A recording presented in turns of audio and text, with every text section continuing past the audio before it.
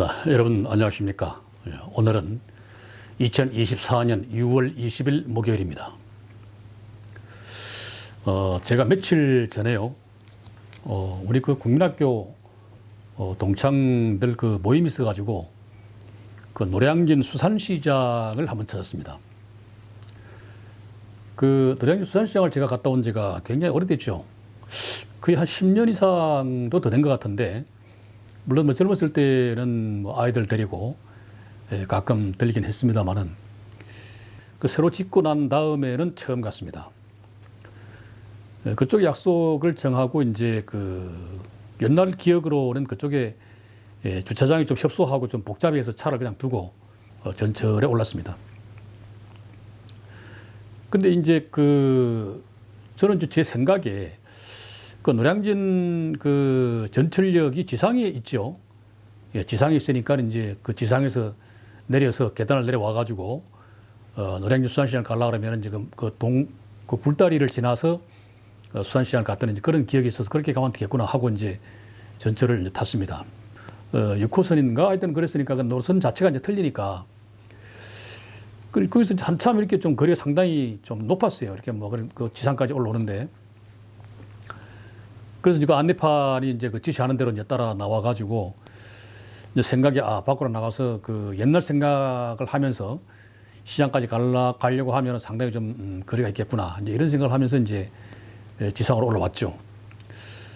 올라와서 보고는 깜짝 놀랐어요. 왜냐하면 아주 멀리 있을 거라고 생각했던 그 노량진 수산시장이 바로 코앞에 있어요. 새로 지은 건물이 아주 그냥 우람하게 바로 코앞에 있고, 그 다음에 옛날에는 보지 못했던 그 전면 그 우측에 그 굉장히 큰 그 축구장이 이렇게 파란 잔디를, 뭐 인조잔디인지 뭔지 잘 모르겠는데 파란 잔디가 이제 깔려 있고, 그래서 나중에 이제 물어봤더니 그 축구장 자리가 옛날에 그 노량진 수산시장 그 건물 짓기 전에 옛날 그 시장 자리였다는 겁니다, 그게.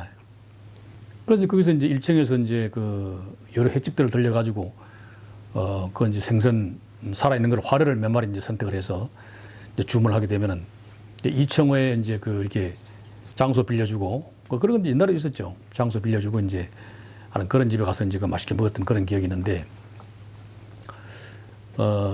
그 점심 겸 뭐 이렇게 해서 이제 만나가지고 이제 먹다가 중간에 제가 이제 화장실을 가려고 잠깐 이제 나왔어요. 화장실을 가서 이제 막 들어가는데 어떤 아이들이 그 덩치가 좀 큰 친구 하나이가 이제 그 다른 친구한테, 야, 너 이재명이 죽었대.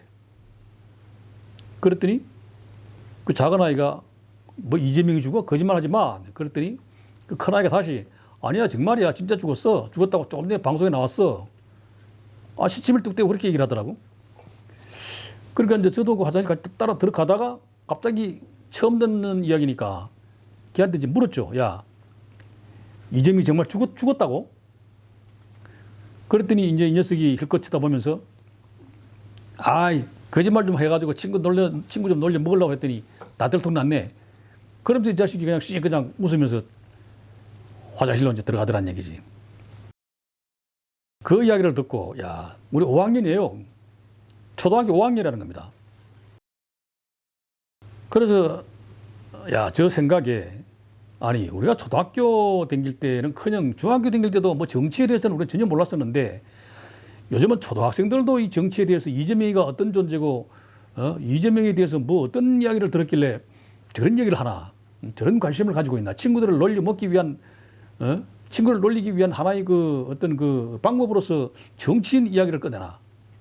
참 어이가 없고, 좀 허탈하기도 하고, 뭐 하여튼 좀 복잡했습니다, 순간적으로.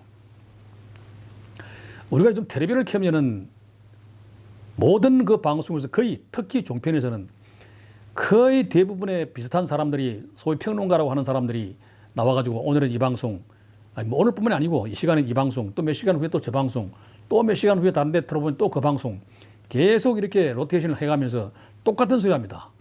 이재명이가 어떻고, 뭐 여당이 어떻고, 뭐가 어떻고, 뭐 검찰이 어떻고, 하루 종일 그런 얘기를 하다 보니까 집에서도 아이들이 텔레비를 켜면은, 그냥 그런 얘기 나오니까 그냥 이것이 그냥 자연스럽게 자기들 그 어떤 그 놀이의 한 도구처럼 이렇게 정치가 이렇게 좀 희자되지 않았나, 회자되지 않았나 이런 생각이 들더란 얘기지. 정말로 안타까운 일이고 참 쓴웃음을 짓게 하는 그런 하루였습니다.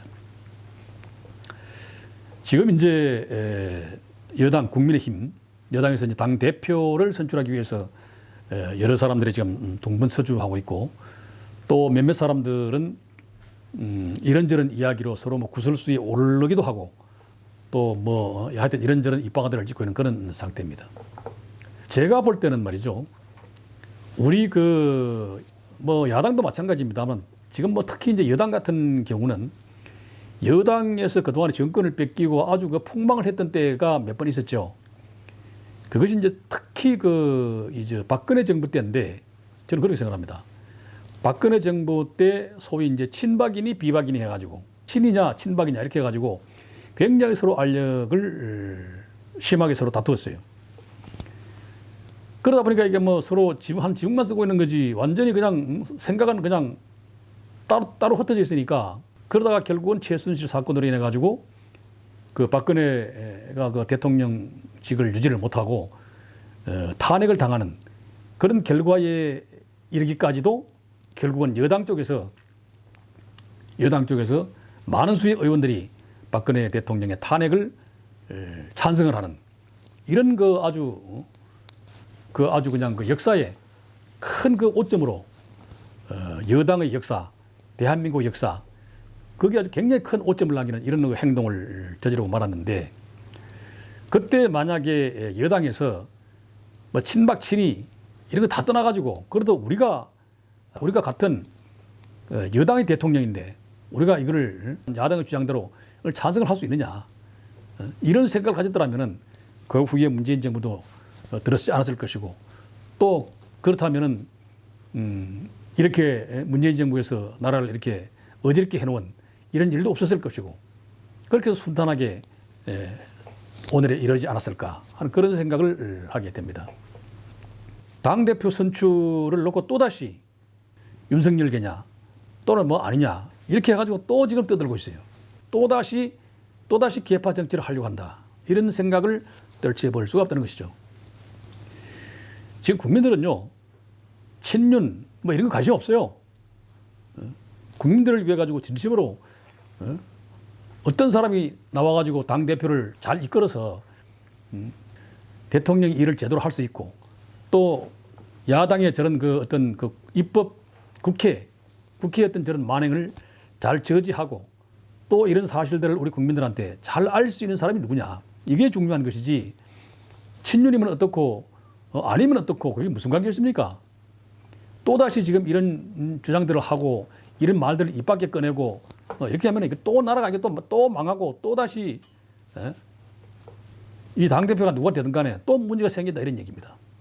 계파 갈등 어떤 경우가 되었든 간에 누가 당대표가 되었든 간에 계파 갈등 이것만큼은 건절이 돼야 됩니다.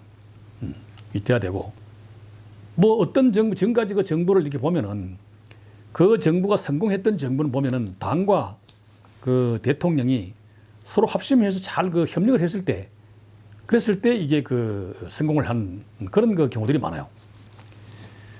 그러니까 당과 대통령은 서로 견제하고 또 무슨 네 편 내 편 가리는 그런 것이 아니라 서로가 서로 필요 충분 조건에 위치해 있다.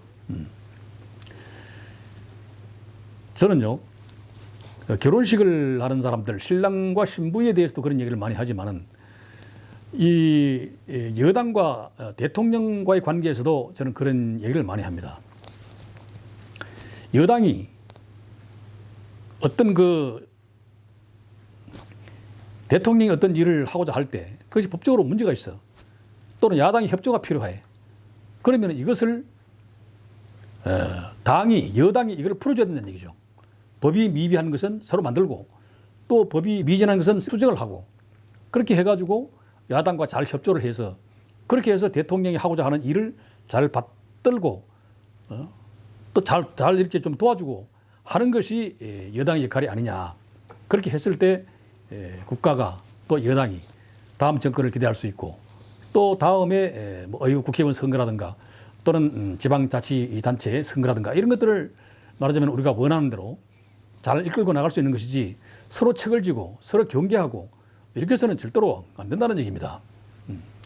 그렇기 때문에 저는 거대한 여당과 대통령과의 관계는 거대한 하나의 기계다. 그렇게 생각합니다. 그 신랑 신부가 두 사람이 잘 이렇게 두 사람도 역시 마찬가지로 부부라고 하는 것은 거대한 하나의 기계입니다. 이 거대한 기계 중에 야당이 됐든 신랑이 됐든 신부가 됐든 그 거대한 기계 중에 하나의 나사, 하나의 볼트, 나트 이런 것이 빠졌다고 생각해 봐요. 그 거대한 기계가 원래 하려고 했던 목적으로 돌아갈 수 있습니까? 못 돌아가요. 사소한 거지만 나트 하나, 볼트 하나 빠졌다고 해가지고 이게 안 돌아갈까? 안 돌아가는 겁니다. 못 돌아가요, 그 기계가. 그래서 나트, 볼트 하나가 제자리에 제대로 박혀 있어야 그 거대한 기계도 돌아갈 수 있다.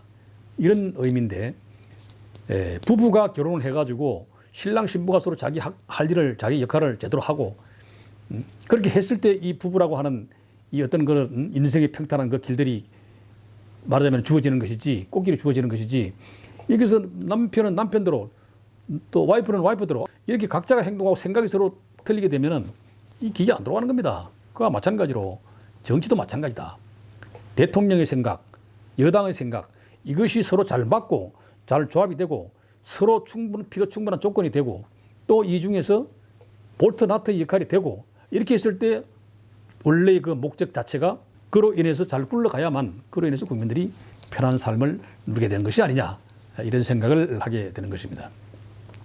그렇기 때문에 대통령이 해야 할 일은 대통령 혼자의 생각이 물론 중요할 때도 있어요. 중요할 때도 있지만은 그러나 이 나란 일을 한다는 것은 제가 생각할 땐 그렇습니다. 나란 일을 한다는 것은 적어도 이 참모들의 의견을 경청을 해야 된다. 대통령이 자기 혼자의 생각을 가지고 고집을 부릴 것이 아니고 여러 가지 안건들을 놓고 이것을 하나의 결론으로 도출을 하기 위해서는 최종적으로 대통령의 생각은 나중에 다 참모들의 이야기를 듣고 그 다음에 그 중에서 옳은 것이 무엇이냐 가장 손해를 덜 보고 이익을 많이 얻는 것이 무엇이냐 이런 걸 선택해야 되는 것이 대통령이 할 일이 아니냐 이런 생각을 하고 그 다음에 또 당이 해야 할 일은 아까도 얘기했지만 정부의 역할을 적극적으로 도와주고 또 야당이 협조를 구하는 일이 또 제일 중요한 거죠.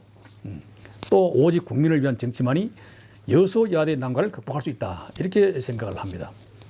지금 이제 국민의힘이 당대표 선거를 얼마 안 남기고 있는데 그 당대표 선거가 끝나고 나면은 누가 당대표가 되든 간에 무슨 친윤이다 아니다 이런 거 따지지 말고 적극적으로 여당 의원들은 당대표를 도와서 자기가 할 수 있는 분야에서 적극적으로 나서가지고 야당이 잘못하는 거 있으면 야당이 잘못하는 부분에 대해서 적극적으로 견제를 하고 또 국민을 위한 민생이라든가 이런 것을 적극적으로 개발하고 찾아내고 해서 그거에 대해서 적극적으로 업무를 추진하고 그렇게 해야 여소야대의 난관을 극복할 수 있다. 이렇게 생각을 합니다. 고맙습니다.